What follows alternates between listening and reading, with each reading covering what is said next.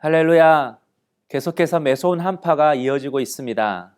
추운 날씨에도 항상 따뜻함을 잃지 않는 우리 성도님 되시길 소망하면서 1월 11일 월요일 하루 30분 예배를 하나님께 드리겠습니다.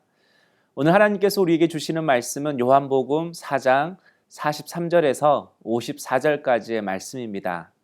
제가 하나님 말씀을 받도록 하겠습니다.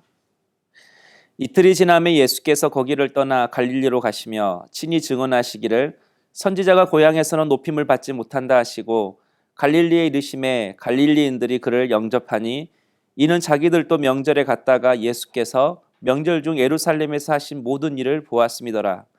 예수께서 다시 갈릴리 가나에 이르시니 전에 물로 포도주를 만드신 곳이라.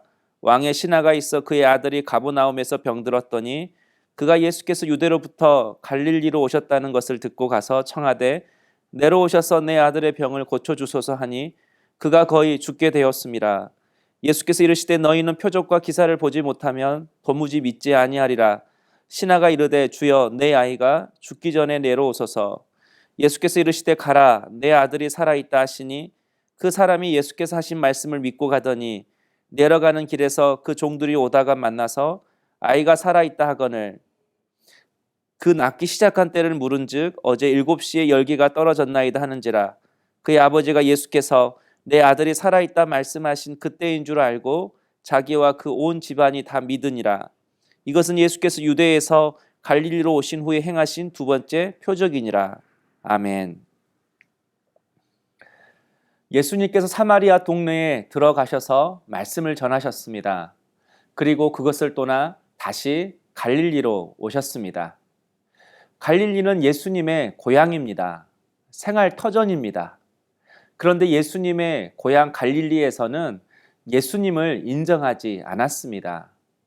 공생의 사역을 시작했지만 그를 메시아로 믿지 않은 것입니다. 그동안 고향 사람들에게 예수는 요셉과 마리아의 아들이었습니다. 목수의 직업을 가진 사람이었습니다.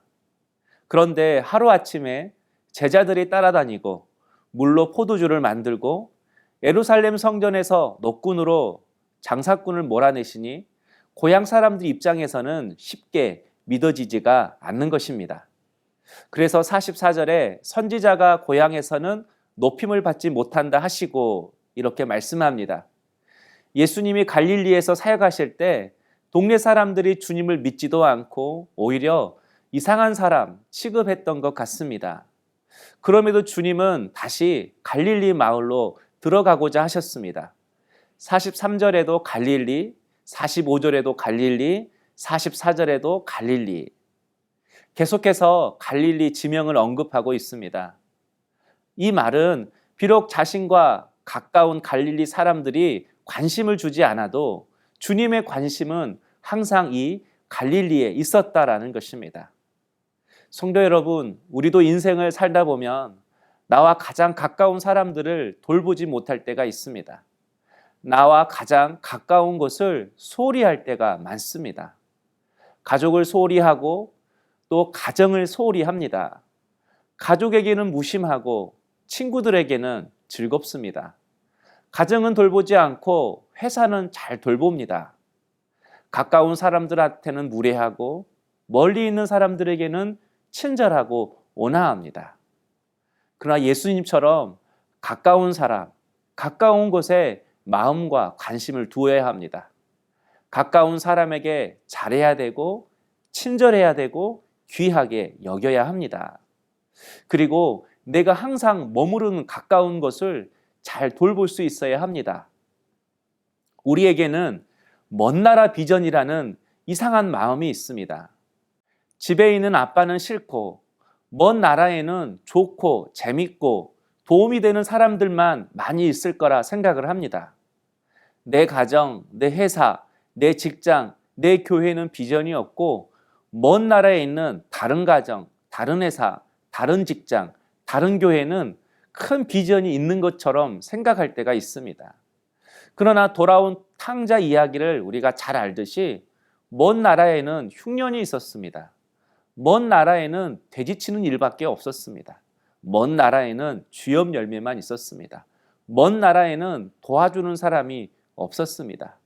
반대로 가장 좋은 것은 다 자기 집에 있었습니다. 자기가 머무른 곳에 있었습니다. 언제나 자신을 사랑하고 용서하고 응원하는 부모가 있었고, 옷과 신발이 있었고, 가락지가 있었습니다. 성도 여러분, 가까운 사람, 가까운 곳에 대한 비전을 가지십시오. 비록 내 눈에는 부족하게 보여도 내 배우자, 자녀에 대한 꿈을 꾸십시오. 내 가정에 대한 꿈을 꾸십시오. 또 내게 주신 직장과 내게 허락하신 기업에 대한 꿈을 꾸고 기도하십시오. 그럴 때 하나님은 나와 가장 가까운 사람을 통하여 또 내게 주신 그 환경을 통하여 일하시고 하나님의 뜻을 드러내실 줄로 믿습니다. 예수님이 갈릴리 가나에 도착했을 때 왕의 신하가 찾아왔습니다. 당시 왕궁은 가버나움에 있었기 때문에 갈릴리 가나까지 31km를 걸어서 주님을 찾아온 것입니다. 이유는 자신의 아들이 죽게 되었기 때문입니다. 그래서 예수님께 자신의 아들이 누워있는 가버나움까지 왕래해서 고쳐달라고 간구하는 것입니다.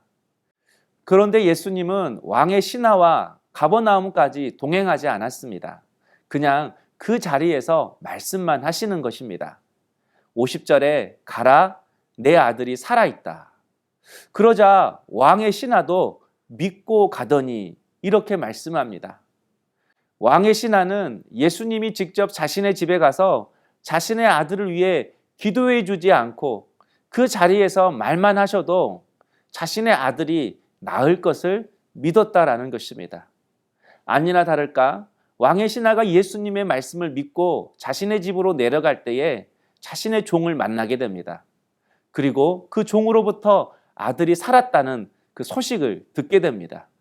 생각해 보니 주님께서 내 아들이 살아있다라고 말씀하신 그때와 아이가 다시 살아난 그때가 서로 일치하는 것입니다.